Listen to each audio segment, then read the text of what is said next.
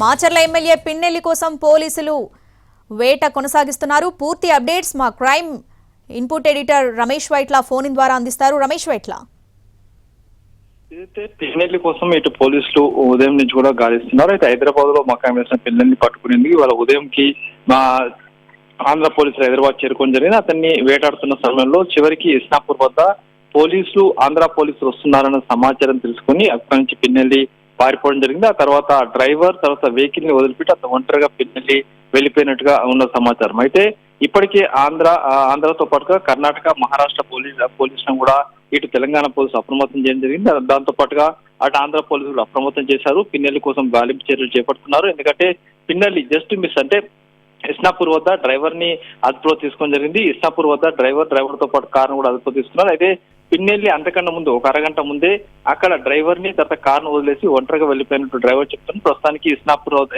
వద్ద డ్రైవర్ ని అదుపులో తీసుకున్న పోలీసులు అతన్ని ప్రశ్నిస్తున్నారు. ఆంధ్ర పోలీసులు అతన్ని తీసుకుని వెంట పెట్టుకుని అటు అది ముంబై సైడ్ అంటే ముంబై కావచ్చు, ఇటు కర్ణాటక వైపు బళ్ళారి వైపు సైడ్ కావచ్చు, అటు పోలీసులు రెండు గ్రూప్ గా విడిపోయి మొత్తంగా పిన్నెల్లి కోసం గాలింపు చర్యలు చేపడుతున్నారు.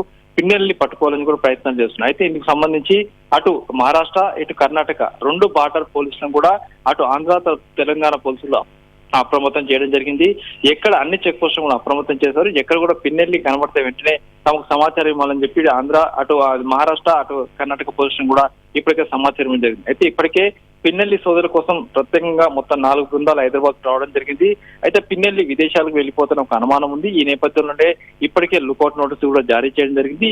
అయితే ఈవీఎం ని అయితే పోలింగ్ బూత్ లో ఈవీఎం ను ధ్వంసం చేయడం అనేది అత్యంత తీవ్రమైన చర్య. దీనికోసం కూడా అటు ఈసీ కావచ్చు అటు పోలీసులు కూడా దీనిపైన తీవ్రంగా స్పందించారు. దీనికి సంబంధించి మొత్తంగా 8 సెక్షన్లు కింద పోలీసులు కేసు నమోదు చేసి పిన్నెల్లి సోదరుల కోసం గాలింపు చర్యలు చేపడుతున్నారు. అయితే ఐపీసీ 143, 147, 448, 427, 353, 452, 120B, పీడీపీపీ చట్టం కింద 131, 135 మొత్తంగా 8 సెక్షన్ కింద పిన్నెల్లి సోదరుని పైన కేసు నమోదు చేసి పోలీసులు అయితే ఇప్పటికీ అతన్ని పట్టుకునేందుకు ప్రయత్నం చేస్తారు. అయితే పోలీసులకు జస్ట్ మిస్ అంటే ఒక అరగంట 20 నిమిషాల సమయంలోనే పిన్నెల్లి అటు పోలీసులు వస్తున్నారని తెలుసుకుని డ్రైవర్ ని కారును వదిలిపెట్టి వెళ్లిపోయినట్టు చెప్తున్నారు. అయితే ఇప్పటికీ ఒక రెండు డిఎస్పీ బృందాలు, ఆంధ్ర నుంచి వచ్చిన డిఎస్పీ బృందాలు, అటు కర్ణాటక సైడ్ ఇటు మహారాష్ట్ర సైడ్ 2 బృందాలు కూడా పిన్నెల్లి కోసం గాలింపు చర్యలు చేసుకుంటూ వెళ్తున్నాయి. ప్రస్తుతానికైతే పిన్నెల్లి తమకు దొరకలేదు, పిన్నెల్లి ఇంకా చిక్కలేదు అని చెప్పు అంటే తెలంగాణ పోలీసులు సంగారెడ్డి పోలీసులు కూడా కన్ఫర్మ్ చేస్తున్నారు.